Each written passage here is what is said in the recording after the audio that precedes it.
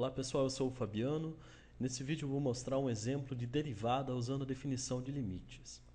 Então, geralmente aparecem nesse tipo de assunto probleminhas como esse. Calcule a derivada da função f de x igual a x ao quadrado mais 1 usando a definição. Que definição é essa? A definição é usando a técnica de limite, né? Por definição, a derivada de uma função representada por f', derivada de uma função f, é o limite quando h tende a zero de f de x mais h menos f de x, tudo isso dividido por h. Vamos entender na prática o que isso significa. F de x mais h, esse termo que está em vermelho, nada mais é do que a função f de x acrescida do h onde havia o x, né? Então, nós tínhamos antes x ao quadrado, isso se torna x mais h ao quadrado. Tinha o mais 1, que não depende de x, simplesmente repetimos. Então, a parte aqui em vermelho corresponde, na definição, corresponde à parte em vermelho aqui de baixo. Menos f de x. F de x é x ao quadrado mais 1. Coloquei entre parênteses por causa do sinal de menos aqui, para não cometer nenhum erro depois. Tudo isso tem que ser dividido por h. Então, está aqui. Bom, qual é o próximo passo? O próximo passo é abrir esse termo aqui que está elevado ao quadrado, né? A gente faz isso, lembrando que x mais h ao quadrado é o quadrado do primeiro mais o quadrado do segundo, mais duas vezes o primeiro multiplicado pelo segundo. Então, fica assim. Quadrado do primeiro, x ao quadrado. Quadrado do segundo, h ao quadrado. Duas vezes o primeiro pelo segundo é 2xh. E tínhamos o mais 1 aqui, que continua sendo somado na função. Tudo isso menos x ao quadrado mais 1. Fazendo a regra de sinal, né? Menos com mais dá menos. Menos com mais dá menos.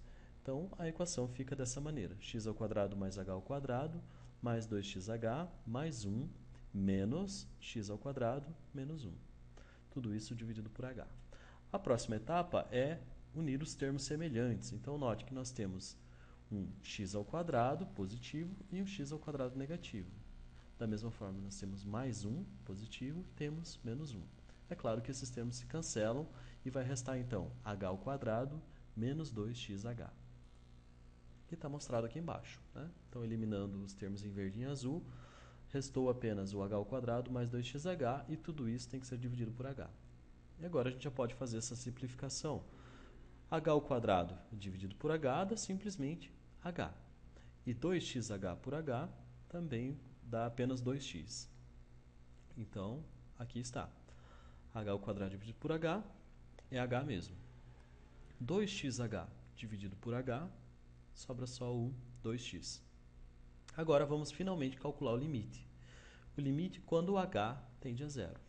Ora, quando o h tende a zero, essa expressãozinha aqui vai ficar apenas com o 2x, pois o h desaparece. O h é tão pequeno que pode ser desconsiderado. O h tende a zero.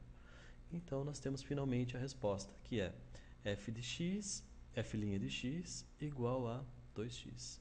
E assim nós calculamos a derivada da função x ao quadrado mais 1 usando a definição, né? E essa definição pode ser entendida graficamente da seguinte maneira. Eu vou mostrar um site que tem um aplicativo bem interessante para entender essa relação. Esse site, bom, o que é a derivada? Então, aqui nós temos uma função f representada em rosa e uma reta que passa por dois pontos dessa função, o ponto Q e o ponto Q. O que seria a derivada dessa função num determinado ponto? A derivada dessa função é simplesmente a inclinação da reta tangente ao ponto, a reta tangente à curva num determinado ponto, né? Por exemplo, aqui nós temos uma reta passando por dois pontos da curva, né? Essa não é uma reta tangente, porque ela passa por dois pontos. Mas se nós fizermos essa diferença entre os pontos tender a zero, né? O h lá da definição é a diferença entre o x0 e o h, e o x, né? É a distância entre o x e o x0. Se nós fizermos o h tendendo a zero, o que acontece? A reta que antes passava por dois pontos vai se aproximando, se aproximando, se aproximando, e nós temos que, com esse h suficientemente pequeno, nós temos a reta não passando mais por dois pontos, e sim uma reta tangente à curva. Está claro isso? Então, quando o h tende a zero, a nossa reta, que era uma secante, passa a ser uma reta tangente, né? A reta secante passa por 2 pontos, mas à medida que a distância h tende a zero, o coeficiente angular passa a corresponder ao da reta tangente. Como é que calcula o coeficiente angular de uma reta tangente? Ou de uma reta secante? Dividindo a quantidade ΔY, que é a posição inicial menos a posição final, pelo ΔX, que é a posição final menos a posição inicial. Então, ΔY dividido por ΔX dá a inclinação da reta secante. Quando o x tende ao x0, ou seja, quando o h tende a zero, essa inclinação corresponde à reta tangente à curva, né? Vamos olhar isso ainda mais de perto aqui na apresentação.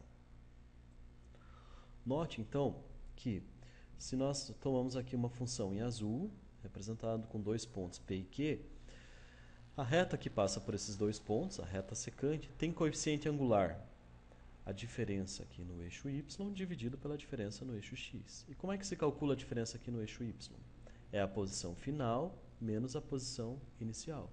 Ou seja, f de x mais h menos f de x. Está aqui, ó, f de xh menos f de x. E essa distância aqui no eixo x, eu chamei de h. Está aqui. Então, é a distância, o ΔY, dividido pelo ΔX, que é o h. Quando nós fazemos o h tendendo a zero, esses 2 pontos se aproximam até que a reta secante deixa de ser uma reta secante para ser uma reta tangente. Nós temos a derivada da função.